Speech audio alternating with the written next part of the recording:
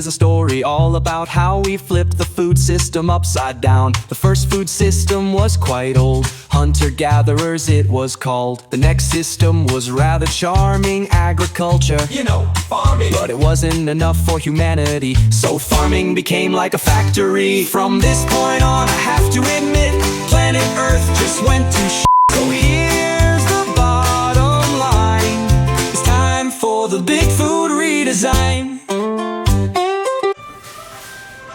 Oh, hello. This is a story about food, but we're not going to eat food. We'll talk about how to grow and make our food in a different way.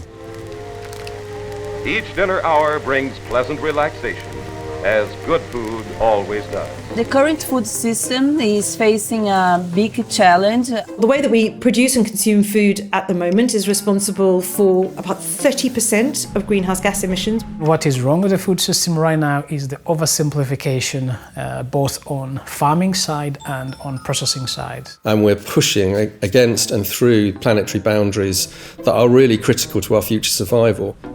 30 to 40% of all food that's grown globally goes to waste. While there are still millions and millions of people who are not well nourished. Our food system is simply not working. But don't get too depressed. This is not a story about problems.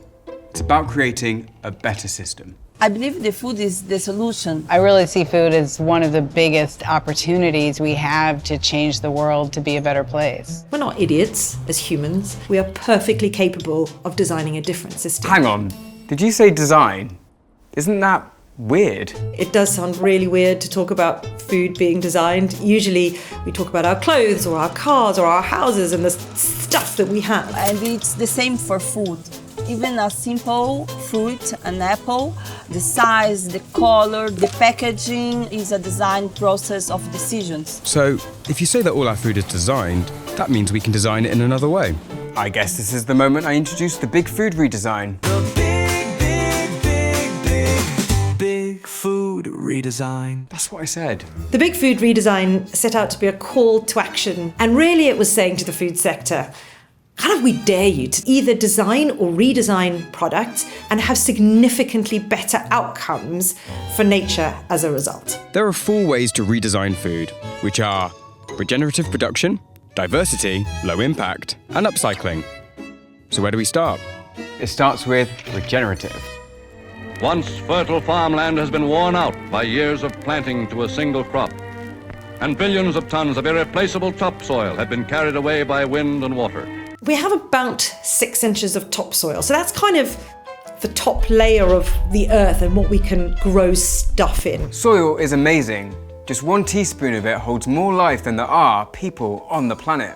We wanted to demonstrate that with the biggest of our brands, we could make a positive difference. 1, 2, 1, 2, 3, 4. All of the fresh milk that we use comes from farmers undertaking regenerative farming practices. We have farmers plant cover crops over the land so we don't have bare soil that can be blown away. And we also encourage farmers to not overly plough the land. We're keeping that really important carbon in the soil. So what we can now say is that the Kit Kats that people are buying are made to become more sustainable, more circular. So it's really important to keep the soil health and to keep our biodiversity thriving. And that brings us to another central ingredient of food redesign, diversity. I mean, the food on our supermarket shelves is really not diverse at all. We have about 20 to 25 vegetables we eat just in the supermarket, but yet we have over 1,000 different types of vegetables on the global scale that we could be eaten. 60% of the calories that we eat globally come from 4 crops. Wheat, rice, corn, potato. Wheat, rice, corn, potato. We have to have more variety in the things we eat.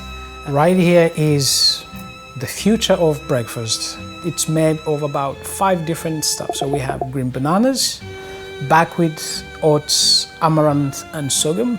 And in this way, you have more biodiversity on the farm and more variety on your bowl. Sounds great. And to make this feel more diverse, let's talk about low impact. So lower impact foods in their most basic form, are kind of crops or livestock that have much less of an impact on the ecosystem in which they are grown. And that brings us to the global peace movement. Or should I say, peas and beans.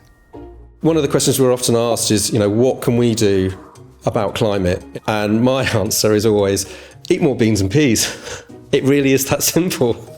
Beans and peas do amazing things in the field. They're really good at sucking nitrogen out of the air and locking it into the soil. And that reduces the need for synthetic fertiliser made from fossil fuels. Go beans. So we've developed a spelt and wrinkled pea pasta, which is absolutely delicious. We're making a pea soup. We're making a dal. As a result of choosing different ingredients in your products, you are lowering your greenhouse gas emissions. And that's just one example of low impact. You can also think of these burgers made with seaweed, or crickets, or cashew fruit. This is the point of our documentary. We need to talk about waste. A third of food that's grown globally goes to waste. Meanwhile, there are millions and millions of people who go hungry every day. Which brings us to the fourth golden circular design for food principle, upcycling. Upcycling is about thinking through how can we maximize use of the nutrients in those bits of the plants that we don't eat. When you chop an onion and you take both ends of it and throw it out, that's food waste. You can do something with those pieces of the onion. So, what if we turn waste into taste?